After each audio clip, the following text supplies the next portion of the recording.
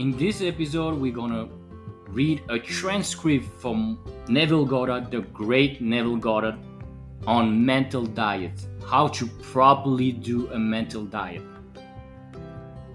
Before I start, as usual, thank you so much for subscribing, liking, and or commenting.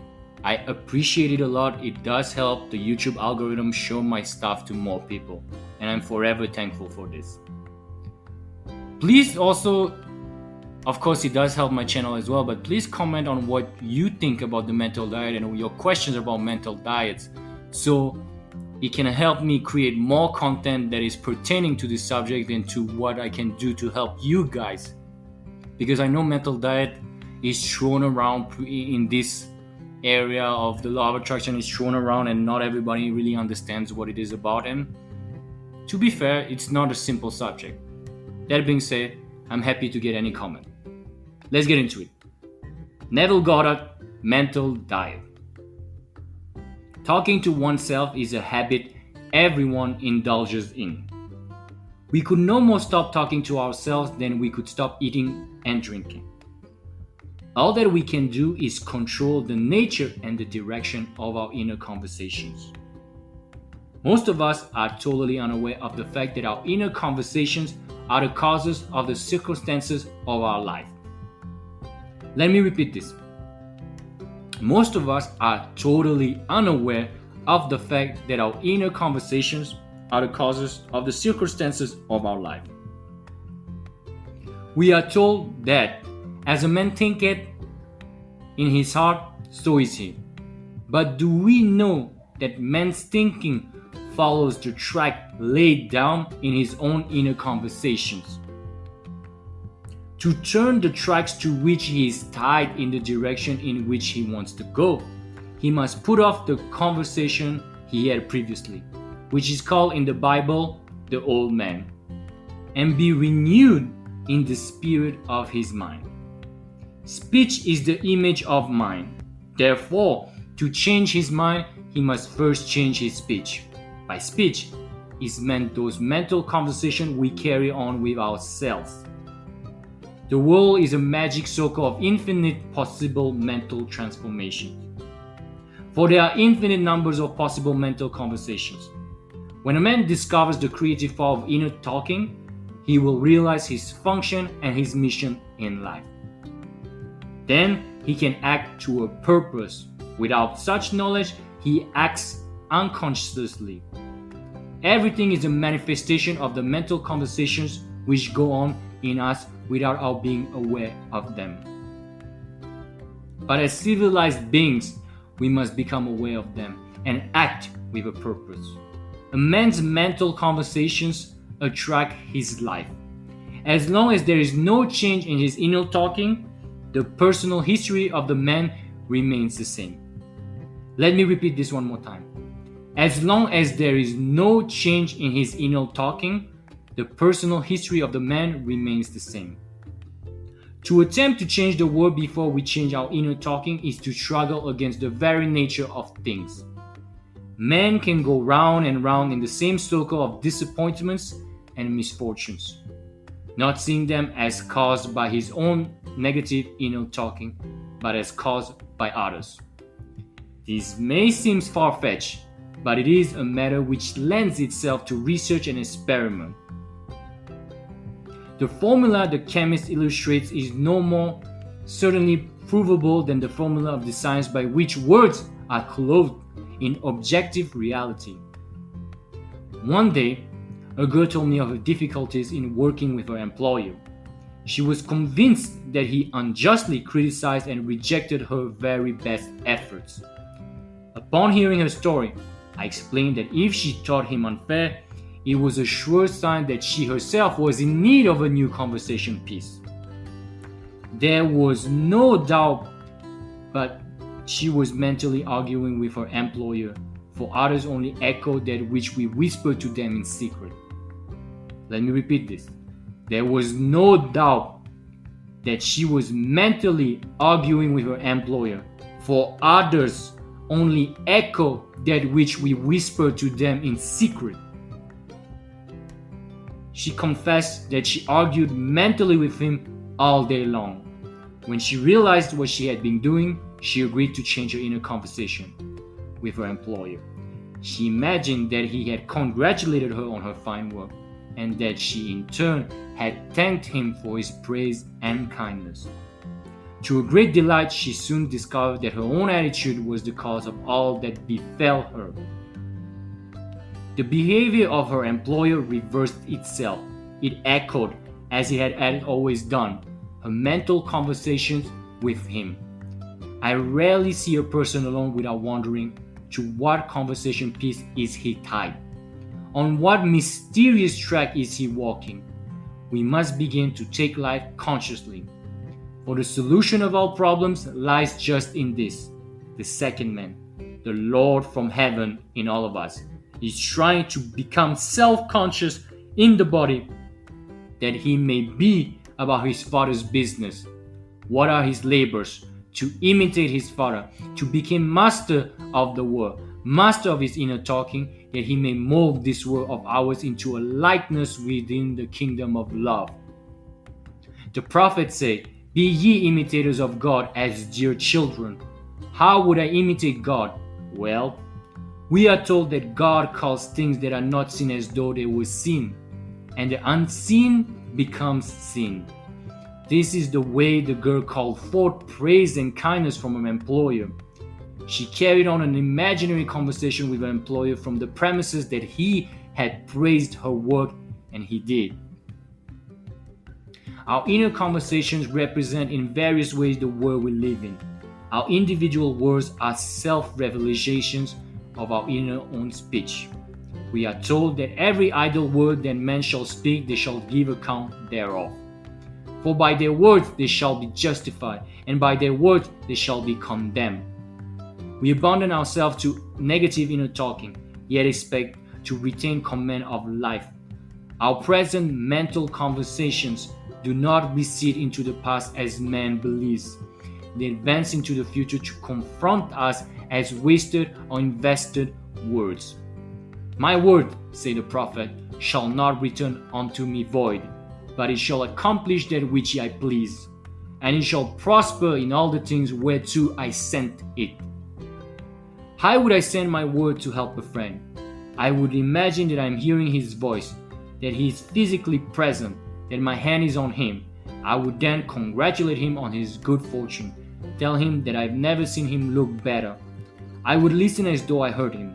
I would imagine that he's telling me he has never felt better, he has never been happier, and I would know that in this loving, knowing communion with another, a communion populous with loving thoughts and feelings, that my word was sent, and it shall not return unto me void, but it shall prosper in the thing whereto I sent it. Now is the accepted time. Now is the day of salvation. It is only what is done now that counts, even though its effect may not be visible until tomorrow. We call not out loud, but by an inner effort of intense attention to listen attentively as though you heard, is to create. The events and relationships of life are your word made visible. Most of us rob others of their willingness and their ability to be kind and generous by our fixed attitudes towards them. Our attitudes unfold within us in the form of mental conversations. Inner talking from premises of fulfilled desire is the way to consciously create circumstances. Our inner conversations are perpetually outpictured all around us in happenings. Therefore, what we desire to see and hear without, we must see and hear within. For the whole manifested world goes to show us what use we have made of the word. If you practice this art of controlled inner speaking, you too will know what a thrill it is to be able to say, "And now I have told you before it comes to pass, that when it is come to pass, ye might believe." You will be able to consciously use your imagination to transform and channel the immense creative energies of your inner speech from the mental, emotional level to the physical level. And I do not know what limits, if any, there are to such a process. What is your aim? Does your inner talking match it? It must, if you would realize your aim. For as the prophet asked, can two walk together except they be agreed? And of course, the answer is no, they cannot. The two who must agree are your inner conversation and the state desired. That is, what you desire to see and hear without, you must see and hear within. Every stage of man's progress is made by the conscious exercise of his imagination, matching his inner speech to his fulfilled desire. As we control our inner talking, matching it to our fulfilled desire, we can lay aside all other processes. That we simply act by clear imagination and intention. We imagine the wish fulfilled and carry on mental conversations from that premises. The right inner speech is the speech that would be yours were you to realize your ideal. Let me repeat this again. The right inner speech is the speech that would be yours were you to realize your ideal. In other words, it is the speech of fulfilled desire. Now you will understand how wise the ancient was when he told us in the Hermetica there are two gifts which God has bestowed upon man alone and on no other mortal creature. These two are mind and speech, and the gift of mind and speech is equivalent to that of immortality. If a man uses these two gifts rightly, he will differ in nothing from the immortals. And when he quits his body, mind and speech will be his guides, and by them he will be brought into the troop of the gods and the souls that have attained to bliss. With the gift of mind and speech, you create the conditions and circumstances of life. In the beginning was the Word, and the Word was with God, and the Word was God. The Word, said Hermes, is Son, and mind is Father of the Word. They are not separate one from the other, for life is the union of Word and mind. You and your inner talking or word are one. If your mind is one with your inner conversation, then to be transformed in mind is to be transformed in conversation. It was a flash of the deepest insight that taught Paul to write, "Put off the former conversation, the old man, which is corrupt, and be renewed in the spirit of your mind. Put on the new man, and be renewed in the spirit of your mind," is to change your inner conversation. For speech and mind are one. A change of speech is a change of mind. The prophet Samuel said, "The Lord spake by me, and his word was in my tongue." If the Lord's word was in the prophet's tongue, then the Lord's mouth that uttered the word must be the prophet's mind. For inner conversation originate in the mind and produce little tiny speech movements in the tongue. The prophet is telling us that the mouth of God is the mind of man, and our inner conversations are the word of God, creating life about us as we create it within ourselves. In the Bible, you are told that the word is very near to you, in your mouth and in your heart, that you may do it. See, I have set before you this day life and good, death and evil, blessings and cursing. Choose life. The conditions and circumstances of life are not created by some power external to yourself. They are the conditions which result from the exercise of your freedom of choice. Your freedom to choose the ideas to which you will respond. Now is the accepted time. This is the day of salvation. Whatsoever things are of good report, think on these things. For your future will be formed by the word of God, which is your present inner talking, conversations. The worlds were framed by the word of God, that is your inner talking. See yonder fields. The Sezanum was Sezanum, the corn was corn, the silence and the darkness knew. So is a man's fate born. For ends run true to origins. If you would reach success, you must plan success. The idea in your mind which starts the whole process going an idea which you accept as truth. This is very important point to grasp, for truth depends upon the intensity of imagination, not upon facts. When the girl imagined that her employee was unfair, his behavior confirmed her imagination. When she changed her assumption of him, his behavior reflected the change, proving that an assumption, true or false, if persistent in, will harden into fact. Let me repeat this again. When she changed her mind, when she changed her assumption of him, his behavior reflected the change, proving that an assumption, though false, if persisted in, will harden into facts.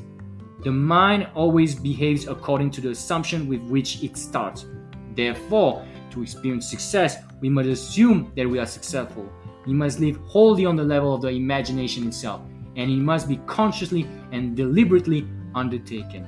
It does not matter if at the present moment external facts deny the truth of your assumption. If you persist in your assumption, it will become a fact. Signs follow, they do not precede. Let me repeat this. Signs follow, they do not precede. To assume a new concept of yourself is to that extent to change your inner talking or word of God, and is therefore putting on the new man. Our inner talking, though unheard by others, is more productive of future conditions than all the audible promises and threats of man. Your ideal is waiting to be incarnated, but unless you yourself offer a human parentage, it is incapable of birth. You must define the person you wish to be and then assume the feeling of your wish fulfilled in faith. You must define the person you wish to be and then assume the feeling of your wish fulfilled in faith. That assumption will find expression through you. The true test of religion is in its use, but men have made it to a thing to defend.